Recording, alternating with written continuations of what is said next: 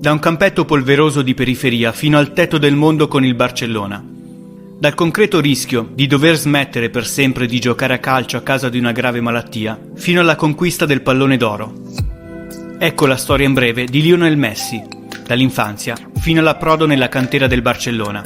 Lionel nasce a Rosario, in Argentina, terzo di 4 figli in una famiglia della classe operaia cittadina. La madre faceva la donna delle pulizie, mentre il padre era un operaio in una locale ditta di occhiali. Erano anni difficili per il paese sudamericano, sull'orlo di una rivolta a causa dell'incapacità dell'Argentina di pagare il proprio debito, dell'inflazione alle stelle e della svalutazione del peso argentino. La famiglia di Lionel Messi era una delle vittime di questa crisi che stravolse profondamente tutte le famiglie delle classi medie. In questo contesto, il piccolo Leo tira i primi calci ad un pallone, giocando insieme con i cugini Emanuele e Maximiliano Biancucchi, anch'essi diventati in seguito calciatori professionisti. È la nonna di Messi però a supportarlo il più possibile sin dai primi calci, intravedendo in lui spiragli di un fuoriclasse. Iscrisse il nipote nella squadra locale di Grandoli, accompagnandolo agli allenamenti e seguendolo sugli spalti in ogni occasione. E fu proprio grazie alla pressione della nonna Celia che i genitori si convinsero a regalargli il primo paio di scarpe da calcio. Tuttora il numero 10 blaugrana festeggia le sue reti con le braccia alzate, commemorando con questo gesto simbolico la memoria di nonna Celia.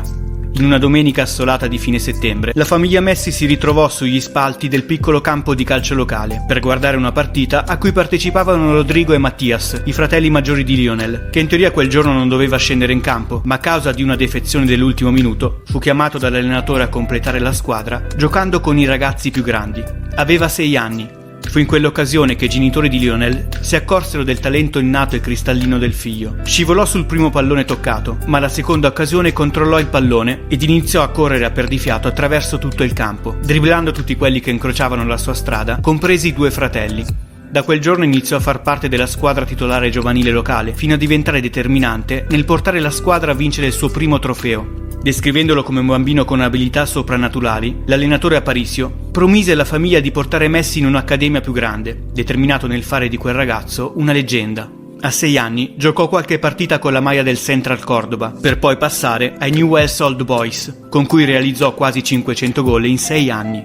Faceva parte di un gruppo di ragazzi soprannominati le macchine dell'87 per via della loro forza ed imbattibilità. A 10 anni, subito dopo la morte dell'amata nonna, i genitori di Lionel si accorsero che qualcosa non andava nel figlio. Mentre tutti i coetanei continuavano a crescere a vista d'occhio, il piccolo Leo sembrava rimanere sempre un bambino a livello fisico. Dopo molte visite gli venne riscontrata una carenza dell'ormone della crescita. Il rischio di compromettere per sempre la sua carriera era molto alto, così come era in pericolo il suo futuro al di fuori del calcio. Per poter curare Lionel c'era bisogno di un trattamento ormonale molto oneroso, $1.500 al mese, troppi per la famiglia in quel momento. Il dio del calcio decise che un talento così puro non poteva disperdersi tra i campetti di Rosario. I nonni paterni di Leo vivevano in Catalogna e cominciarono un pellegrinaggio presso le squadre calcio locali, nella loro ossessione di trovare un club disposto a curare il loro nipote. Non ebbero tregua finché non convinsero un membro di spicco della dirigenza del Barcellona a dare l'opportunità di un provino a quel 13enne argentino che nonni caparbiamente si ostinavano a paragonare niente meno che a Diego Armando Maradona. Il Barcellona acconsentì ad accollarsi le cure a condizione che il nipote, nell'eventualità che avesse superato i provini, si fosse trasferito definitivamente in Spagna. Durante il provino gli osservatori rimasero incantati dalle giocate di Leo e non esitarono ad offrirgli un contratto. La bozza venne firmata frettolosamente su un tovagliolo di un bar dell'aeroporto, poco prima che la famiglia prendesse l'aereo di ritorno per l'Argentina. Messi si trasferì quindi insieme alla famiglia in Spagna, entrando ufficialmente nella prestigiosa cantera blaugrana. L'intera famiglia viveva in un trilocale vicino al Camp Nou. Si può pensare che da qui la carriera del piccolo campione esplose, dando un calcio a tutti i problemi passati. Ma non fu così. Lionel nel suo primo anno giocò assieme ai suoi compagni solo con il contagocce a causa di una disputa contrattuale tra i Newell's Boys e il Barcellona. La federazione gli accordò alla fine il permesso di disputare solo le amichevoli.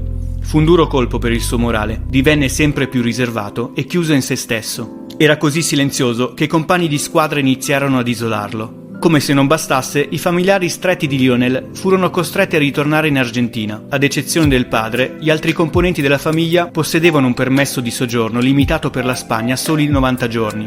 E così la nostalgia per la madre e i fratelli acuì le difficoltà di quel periodo. Dopo un anno di attesa, però poté giocare finalmente con la Masia del Barcellona. Era il 2002 e Lionel ricevette l'autorizzazione tanto attesa ad iscriversi regolarmente alla Federazione Spagnola Reale. Partecipando finalmente alle varie trasferte e sentendosi parte di un gruppo, cominciò ad aprirsi di più e fece amicizia con i compagni di squadra, tra i quali c'erano Cesc Fabregas e Gerard Piqué. All'età di 14 anni completò il trattamento di cure con l'ormone della crescita e divenne parte integrante del Baby Dream Team del Barcellona, la squadra etichettata come la più forte a livello giovanile del Barcellona. Fu in quel momento che Lionel ricevette l'offerta dell'Arsenal, che lo invitava a seguire l'amico Fabregas. Decise però di rimanere a Barcellona.